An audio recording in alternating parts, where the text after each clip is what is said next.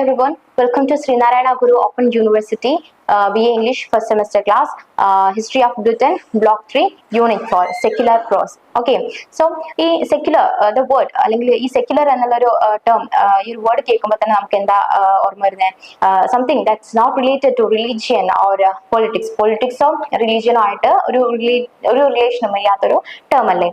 So, in the political ideology, the term secular means political ideology, secular term mean something not related to religion or politics. Politics or religion or relation a secular state doesn't support any specific religious belief. A secular state in the specific religion belief support ചെയ്യുന്നില്ല. Okay, early and medieval literature often focused on religious ideas from the Catholic Church. അപ്പം ഈ early medieval literature ഒക്കെ തന്നെ എന്ത് ചെയ്തിരുന്നു, religious ideasനെയും അതുപോലെ തന്നെ Catholic ചർച്ചിനൊക്കെ ആയിരുന്നു കൂടുതലായിട്ട് ഫോക്കസ് ചെയ്തിട്ടുണ്ടായിരുന്നത്. But during the Renaissance and Reformation, പക്ഷേ Renaissance and Reformationന്റെയും ടൈമിൽ more diverse, അപ്പം ഇത് കൂടുതൽ ഡൈവേഴ്സ് ആയി നോൺ റിലീജിയസ് ടോപ്പിക്സ് ഒക്കെ വരാൻ തുടങ്ങി and appeared in writing. അപ്പം non-religious things ഒക്കെ writings appear ചെയ്യാൻ തുടങ്ങി. And this unit will discuss these secular themes in medieval England's literature. Okay, moving on.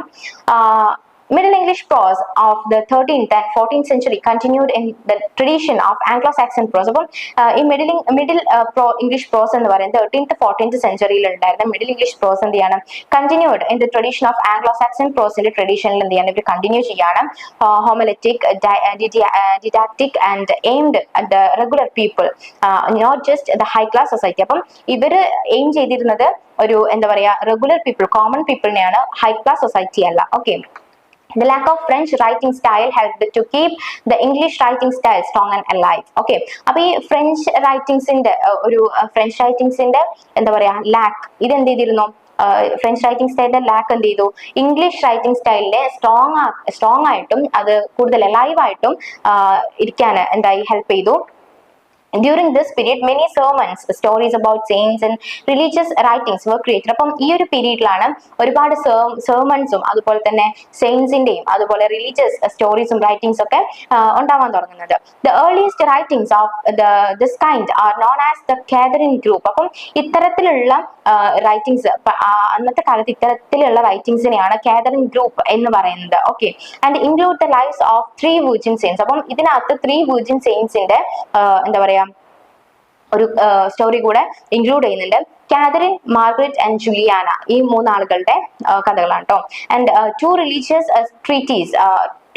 ട്രീറ്റീസും ഇതിൽ ഇൻക്ലൂഡഡ് ആണ്. Written in West Midland dialect. അപ്പം ഇത് എഴുതിയിരിക്കുന്നത് വെസ്റ്റ് മിഡ്ലാൻഡ് ഡയലക്റ്റിലാണ്. There wasn't any sudden remarkable creative or imaginative work like those chosen or Langland. അപ്പം ഇതെന്തല്ല ലാംഗ്ലൻഡിന്റെ അല്ലെങ്കിൽ ചോസറിനെ പോലെയുള്ള അവരുടെ വർക്ക്സിനെ പോലെ ഭയങ്കര ഇമേജിനേറ്റീവ് അല്ലെങ്കിൽ ക്രിയേറ്റീവോ ആയിരുന്നില്ല എന്നാണ് പറയുന്നത്. There was a gradual increase in religious writing during this time. അപ്പോൾ ഈ ഒരു പീരീഡിൽ ഈ ഒരു ടൈമിൽ ഒരു എന്താ പറയാ റിലീജിയസ് റൈറ്റിംഗിൽ ഒരു ഇൻക്രീസ് അല്ലെങ്കിൽ അതിലൊരു ഗ്രോത്ത് ഉണ്ടാവുകയാണ്. Richard Rolle produced some good mystical tracts like the Commandment, Meditation on the Passion and the Form of Perfect Living. The mystical tradition continued in the 15th century in different ways by 2 women writers who saw visions, namely Julian of Norwich and Margaret Kemp. Okay, ഈ mystical tradition എന്ത് ചെയ്തു, continue ചെയ്യാണ് in 15th century mystical tradition continue ചെയ്യാണ്, അതും different വേയിൽ. Okay, by 2 women writers, 2 women writers എന്ത് ചെയ്യാണ്, അവർക്കൊരു വിഷൻ കിട്ടാണ്. ഈ 2 women writers ആരൊക്കെയാന്ന് വെച്ചാൽ Juliana of Norwich and Margaret Kempe. Okay, 16 Revelation of Divine Love of Juliana Norwich. അപ്പം ജുലിയാന നോവിച്ചിന്റെ ഒരു വർക്ക് ആണ് ഇത് കേട്ടോ. Okay, is a work of fervent piety. This is believed to be the first book written by a woman in English. അപ്പം ഇംഗ്ലീഷിൽ ആദ്യമായിട്ട് ഒരു women's writing ഉണ്ടാവാണ്. ഇത് കൺസിഡർ ചെയ്യുന്നത് ഇംഗ്ലീഷിൽ തന്നെ ഒരു ഫസ്റ്റ് വുമൻ റിട്ടൺ ചെയ്ത ഒരു വുമൻ എഴുതിയിട്ടുള്ള ഒരു ബുക്കായിട്ടാണ് ഇതിനെ കൺസിഡർ ചെയ്യുന്നത്. The book of Margaret Kemp 1433 is the first substantial surviving English autobiography. അപ്പം ഇതാണ് ഇംഗ്ലീഷിലെ ഫസ്റ്റ് ഓട്ടോബയോഗ്രഫി എന്ന് പറയുന്നത്. The Mirror of Blessed Life of Jesus Christ in 1410, a translation by Nicholas Love of a Latin text, turned out to be a very popular prose work of the 15th century. So the Roman Catholic Church also highlighted this work in opposition to the work of Wycliffe. അപ്പം ഈ Roman Catholic church എന്ത് ചെയ്തിട്ടുണ്ടായിരുന്നു, highlighted this work, ഈ works എല്ലാം highlight ചെയ്തിട്ടുണ്ടായിരുന്നു in opposition to the work of വൈക്ലിഫിന്റെ വർക്ക്സിനെ oppose ചെയ്തുകൊണ്ട് ഇവര് ഈ ഒരു വർക്കിനെ ഹൈലൈറ്റ് ചെയ്തിട്ടുണ്ടായിരുന്നു Roman Catholic church. Okay, it influence the later translation of Bible by William Tyndale 1525, Miles Coverdale 1535 and the authorized version of King James 1611. The last quarter of the 14th century witnessed the coming of the translation and prose composition of secular or nature or non-secular. അപ്പം ഈ എന്താ പറയുക 14th സെഞ്ചുറിയുടെ ഒരു half ഒക്കെ ആയപ്പോഴത്തേക്കും എന്താവാണ്, ഒരുപാട് translation പ്രോസ് works ഒക്കെ എന്താവാണ് ഒരു ഈ നേച്ചറൽ സെക്യുലർ നേച്ചർ, അതായത് ഒരു മതേതര സ്വഭാവമുള്ള റൈറ്റിംഗ്സിനൊക്കെ ഒരു എന്താ പറയുക ഇത്തരത്തിലുള്ള കമ്പോസിഷൻസ് ഒക്കെ വരുന്നതിന് വിറ്റ്നസ് ആവാണ് ചെയ്യുന്നത്. Okay, moving on. The Gutenberg press imported to England by William Caxton brought a change in literary creation. അപ്പം ഈ ഒരു ഗുട്ടൻബർഗ് പ്രസ്, ഗുട്ടൻബർഗിന്റെ പ്രസ് എന്ത് ചെയ്യാണ്, ഇംഗ്ലണ്ടിലേക്ക് ഇമ്പോർട്ട് ചെയ്യാണ്, അതും വില്യം കാക്സ്റ്റൺ ഇംഗ്ലണ്ടിലേക്ക് ഇമ്പോർട്ട് ചെയ്യാണ്. ഇതെന്ത് ചെയ്തു, ഈ ലിറ്റററി ക്രിയേഷനിൽ തന്നെ ഭയങ്കര ഒരു ചേഞ്ച് ആണ് ഉണ്ടാക്കിയത്. Transformed the English language into a powerful medium of expression and it became much easier to make books. അപ്പം ഇതെന്ത് ചെയ്യാണ്, ഇംഗ്ലീഷ് ലാംഗ്വേജിലേക്ക് ട്രാൻസ്ഫോം ചെയ്യാണ്, ഇംഗ്ലീഷ് ലാംഗ്വേജിനെ ട്രാൻസ്ഫോം ചെയ്യാണ് എങ്ങനെ, ഒരു പവർഫുൾ മീഡിയം ഓഫ് എക്സ്പ്രസ് ചെയ്യാനുള്ള ഒരു പവർഫുൾ മീഡിയം ആയിട്ട്, and become much easier to make books. പിന്നീട് ഈ ബുക്സ് ഒക്കെ ഉണ്ടാക്കാൻ കുറച്ചും കൂടെ ഈസി ആയിട്ട് വരികയാണ്. One of the earliest printed works in English was the Morte d' Arthur by sir Thomas Malory. Thomas മാൽറിയുടെ മോർട്ടെ ഡി ഓതർ എന്ന് പറയുന്ന വർക്കാണ് ആദ്യമായിട്ട് പ്രിന്റ് ചെയ്യുന്നത്. Okay, the famous writer of that time Malory organised the stories of king Arthur and saw them as a fading way of life. അപ്പം മാൽറി, so Thomas മാൽറി എന്ത് ചെയ്യാണ്, king ഓതറിന്റെ stories എല്ലാം തന്നെ ഓർഗനൈസ് ചെയ്യാണ്.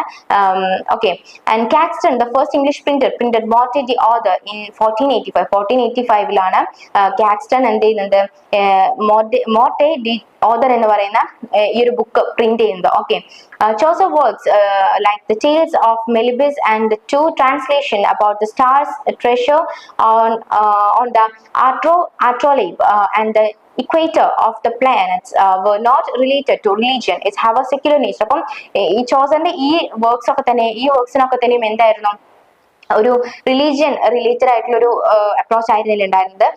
It have a secular nature, അതിൻ്റെ ഒരു secular ഒരു എന്താ പറയാ മതേതര സ്വഭാവമായിരുന്നു ഉണ്ടായിരുന്നത്. Authors like Reginald Pecock and John Skelton who wrote about religious disagreements also used a secular style in their writing. അപ്പം ഈ റെജിനാൾഡ് പെക്കോക്കിനെ പോലെ അല്ലെങ്കിൽ ജോൺ സ്കെൽട്ടനെ പോലെയുള്ള റൈറ്റേഴ്സ് എന്ത് ചെയ്തിരുന്നു, റിലീജിയസിന്റെ ഒരു ഡിസഗ്രിമെന്റ്സിനെ കുറിച്ചിട്ട് ഇവർ എഴുതിയിട്ടുണ്ടായിരുന്നു. Okay, when the medieval time changed to renaissance people started thinking freely in many areas of life including literature. അപ്പം ഈ ഒരു മിഡീവൽ ടൈമിൽ ഉണ്ടായ ഈ റിനൈസൻസിലൂടെ ഉണ്ടായ ചേഞ്ചിലൂടെ ആളുകൾ എന്ത് ചെയ്യാണ്, ഫ്രീ ആയിട്ട് ഭയങ്കര വാസ്റ്റ് ആയിട്ട് തിങ്ക് ചെയ്യാൻ തുടങ്ങാണ്. അതും ഒരുപാട് കാര്യങ്ങളെ കുറിച്ചിട്ട് എസ്പെഷ്യലി അല്ലെങ്കിൽ ഇൻക്ലൂഡിംഗ് ലിറ്ററേച്ചറിനെ കുറിച്ച് പോലും അവർ ആലോചിക്കാൻ തുടങ്ങാണ്. And the next we are discussing on transition from medieval to Renaissance. Okay, Henry Tudor became the first Tudor king under the name Henry VII. അപ്പം ഈ ഹെൻറി ട്യൂഡർ എന്ത് ചെയ്യാണ്, ട്യൂഡറിലെ തന്നെ ഫസ്റ്റ് കിങ് ആവാണ് under the name Henry VII എന്നുള്ള പേരിൽ. And the year is considered to mark a transition from the medieval period to the Renaissance in English literature.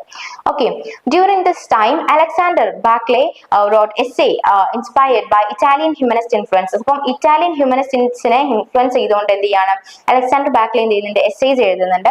He translated the work of Sebastian Brandt, a German satirist, into English as The Ship of Fools. അപ്പം ഈ Sebastian brand എന്ത് ചെയ്യുന്നുണ്ട്, ബ്രാൻഡിന്റെ works translate ചെയ്യാണ്. He's A German സറ്റാരിസ്റ്റ് ആണ്. Okay, it was A good example of satire on contemporary Foley and corruption. അപ്പം ഈ നമ്മുടെ സെബാസ്റ്റ്യൻ ബ്രാൻഡിന്റെ ഒരു എന്താ പറയാ ദ ഷിപ്പ് ഓഫ് ഫൂൾസ് എന്നുള്ള ഈ ഒരു വർക്ക് എന്താണ്, ഈ ഒരു കണ്ടംപററി എന്താ പറയാ കണ്ടംപററി ഫോളി എന്ന് പറഞ്ഞാൽ ഫുളിഷ്നസ്. ഓക്കെ, ഈ ഒരു കണ്ടംപററി ഫോളി അല്ലെങ്കിൽ ഒരു കറപ്ഷന് ഉള്ള ഒരു ബെസ്റ്റ് എക്സാമ്പിൾ ആണ്, ഇപ്പോൾ ഒരു കറപ്ഷന് ഒരു ബെസ്റ്റ് എക്സാമ്പിൾ ആണ് ഇദ്ദേഹത്തിന്റെ വർക്ക് എന്ന് പറയുന്നത്. അപ്പൊ the beginning of the 15th സെഞ്ചുറിയുടെ തുടക്കത്തിൽ as English became the language used by most all the upper classes. അപ്പം അപ്പർ ക്ലാസസ് കൂടുതലായിട്ട് യൂസ് ചെയ്യുന്ന ഒരു ലാംഗ്വേജ് എന്ന് പറയുന്നത് ഇംഗ്ലീഷ് ആയിട്ട് മാറാണ്. The flow of loan words from French reduced. അപ്പം ഫ്രഞ്ചിൽ നിന്നും ഒരുപാട് വേർഡ്സ് ലോൺ അതായത് ബോറോ, ഫ്രഞ്ചിൽ നിന്നും ഒരുപാട് വേർഡ്സ് കടമെടുത്തിട്ടുണ്ടായിരുന്നു. അപ്പം ഇതിന്റെ ഒരു ഫ്ലോ അല്ലെങ്കിൽ ഇത് കുറഞ്ഞു എന്നാണ് പറയുന്നത്. Okay, with the arrival of Renaissance, Latin become more significant. അപ്പം ഈ റിനൈസൻസ് വന്നതോട് കൂടിയിട്ട് ലാറ്റിൻ കുറച്ചും കൂടെ സിഗ്നിഫിക്കന്റ് ആവാണ്. Used in religion, learning and science, ഇതിലൊക്കെ ലാറ്റിൻ ഒരുപാട് യൂസ് ചെയ്ത് വരികയാണ് ചെയ്യുന്നത്. Many Latin words entered the English language. അപ്പം ഈ പിന്നെ ഇംഗ്ലീഷ് ലാംഗ്വേജിലേക്ക് ലാറ്റിനിലെ ഒരുപാട് വേർഡ്സും വരുന്നുണ്ട്. The English language as we use today is a rich storehouse of words. അപ്പം നമ്മൾ ഇന്ന് യൂസ് ചെയ്യുന്ന ഇംഗ്ലീഷ് ലാംഗ്വേജിൽ എന്തുണ്ട്, ഒരുപാട് words, it's enriched with its vocabulary. Okay, at least half of them borrowed from the languages such as French, Latin and Danish. അപ്പം ഇതിൽ വരുന്ന എന്താ പറയാ കൂടുതൽ വേർഡ്സും നമ്മൾ ഫ്രഞ്ച്, ലാറ്റിൻ, ഡാനിഷ് ഇത്തരത്തിലുള്ള ലാംഗ്വേജസ് നമ്മൾ എന്ത് ചെയ്തിട്ടുണ്ട്, കുറെ വേർഡ്സ് ഒക്കെ നമ്മൾ കണ്ടെടുത്തിട്ടുണ്ടെന്നാണ് പറയുന്നത്. Okay, that's all for today. Thank you for listening.